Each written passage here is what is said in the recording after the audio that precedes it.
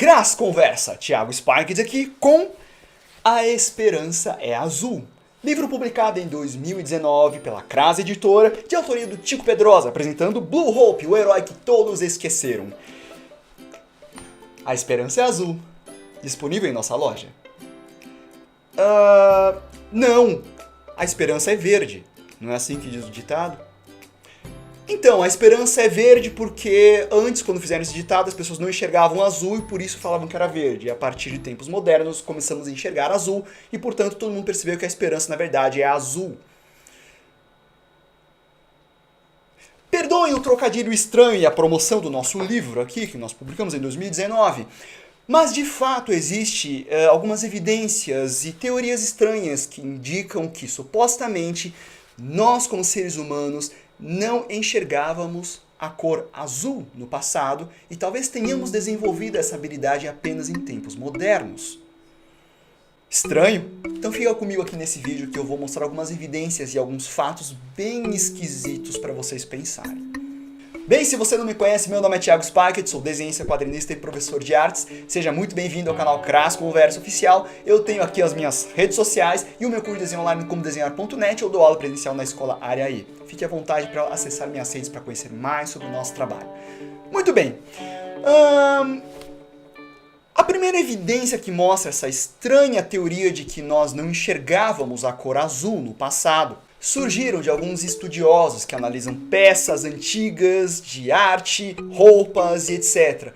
E foi percebido que em peças mais antigas praticamente não existia a cor azul.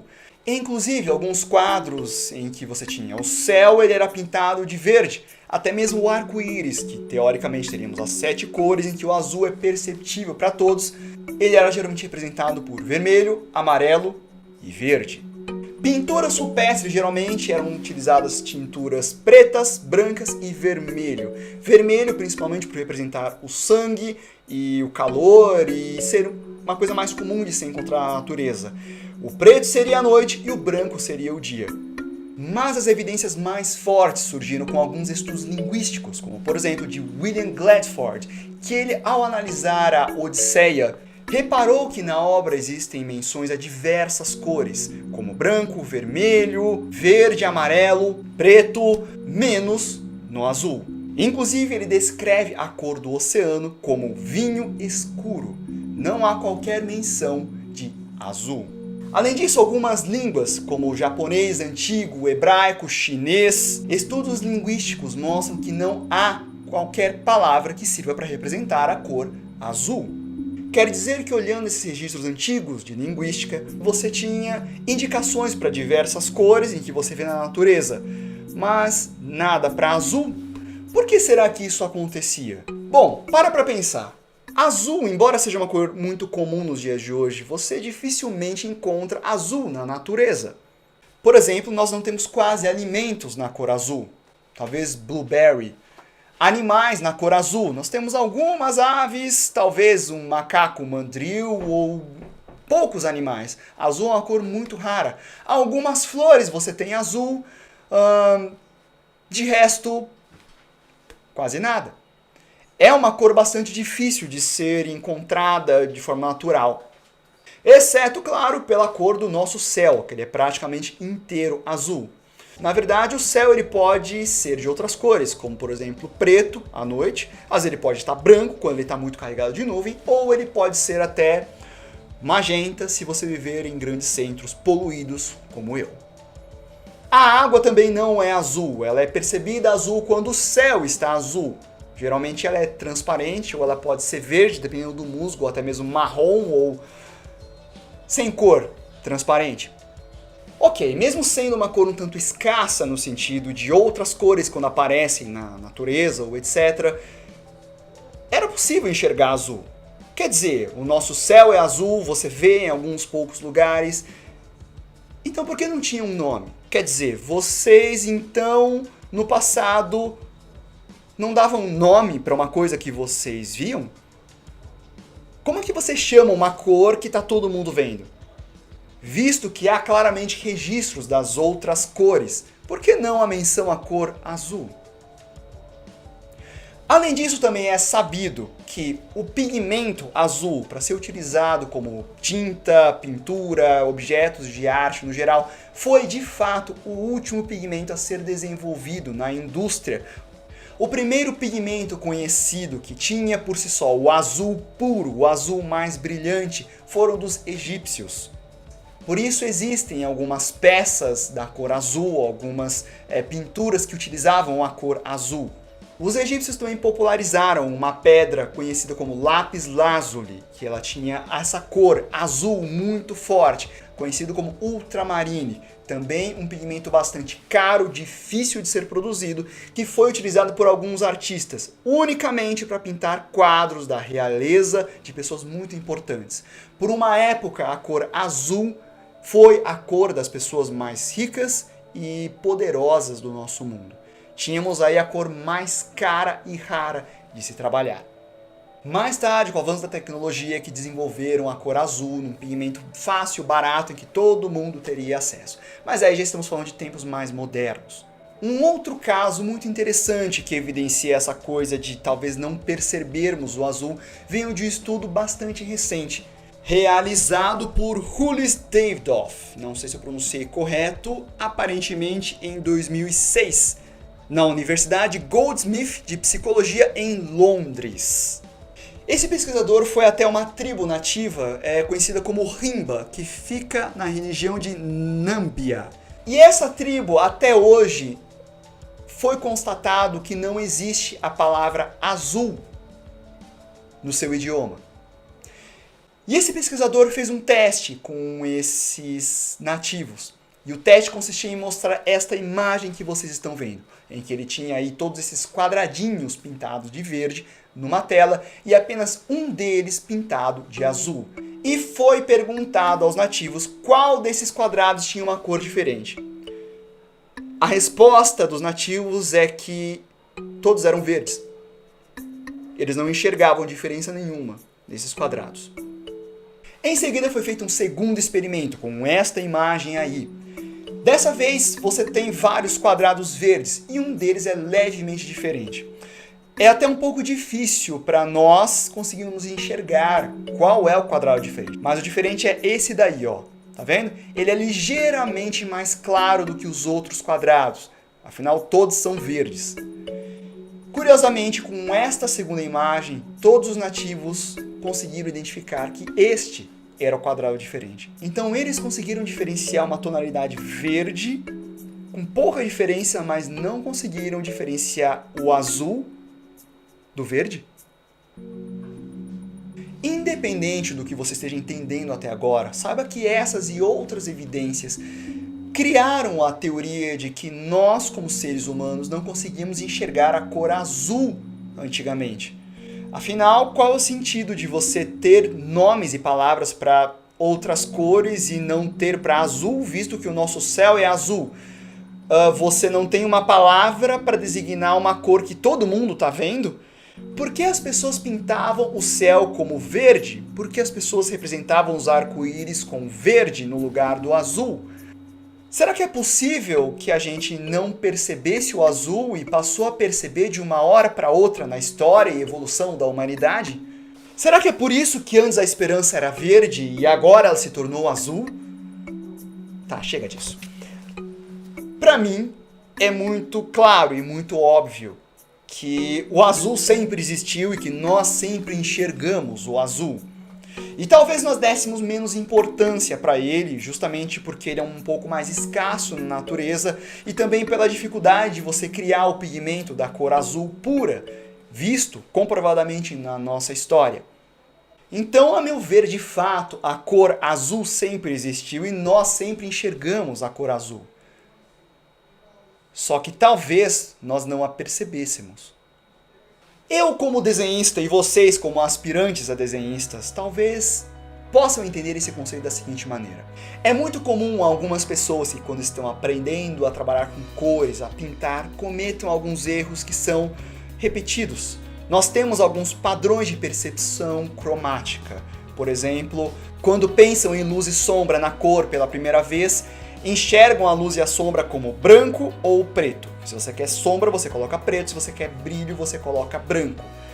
Não há ainda uma percepção clara das matizes das cores. A copa da árvore é verde, o caule da árvore é marrom, o céu é azul, a grama é verde. Com o passar do tempo e o amadurecimento, é comum que as pessoas comecem a perceber que a coisa não é tão preto no branco assim. E dependendo da hora do dia, se você tiver aquele céu um pouco mais alaranjado, a árvore verde vai ficar um pouco mais amarelada. Então a sua percepção cromática começa a alterar aos poucos, conforme você vai tendo consciência de como as cores interferem naquilo que você enxerga.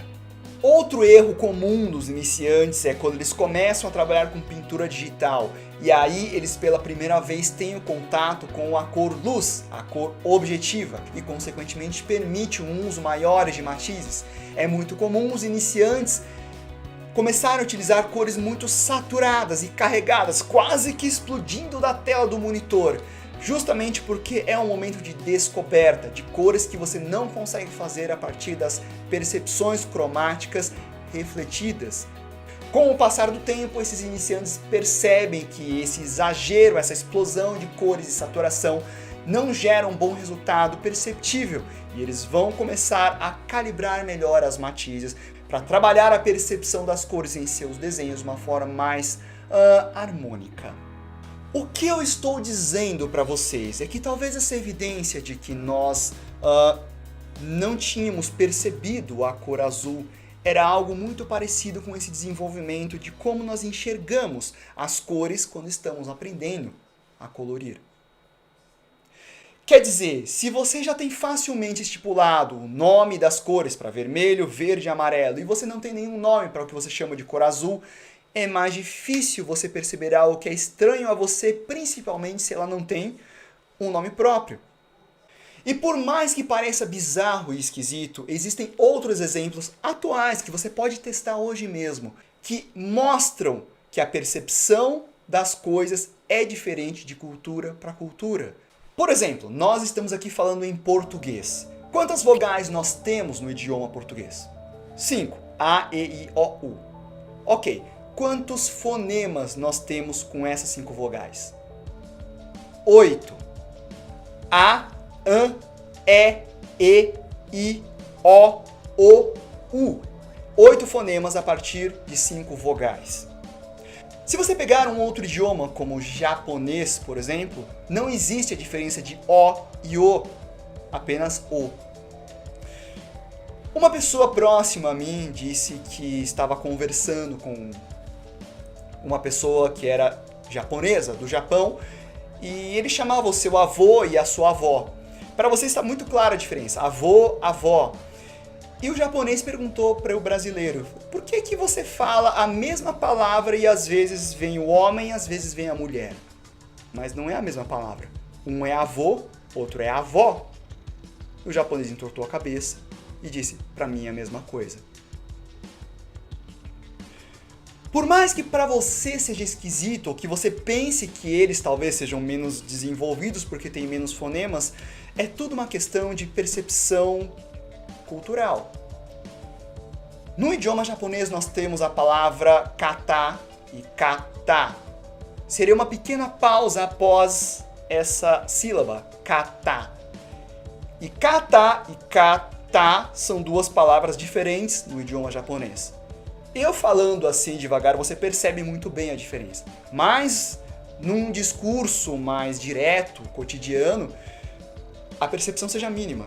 Kata, kata. Nós não conseguiremos perceber com clareza essa diferença fonética. Mas para ele está muito claro. Curiosamente, parece que em russo você tem duas palavras diferentes para designar dois tons de azuis diferentes. As palavras são goluboy, parece que é um tipo de azul claro, e sini, devo ter pronunciado errado, para um azul mais escuro. Para nós é azul, azul, azul claro, azul escuro.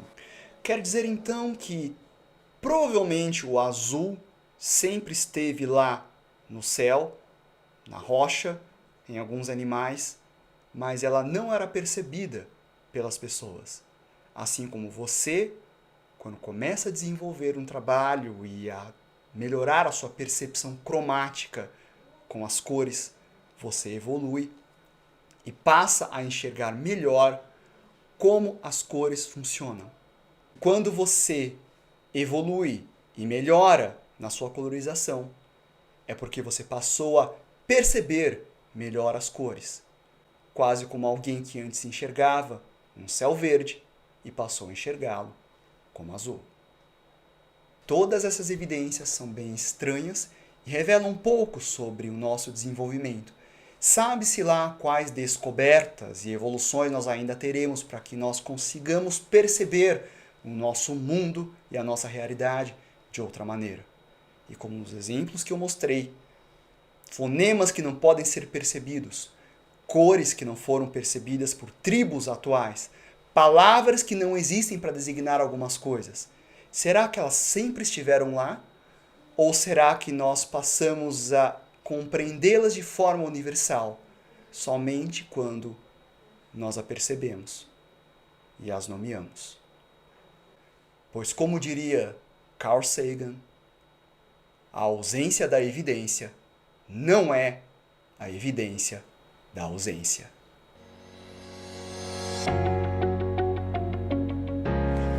Então, estamos conversados. Por enquanto.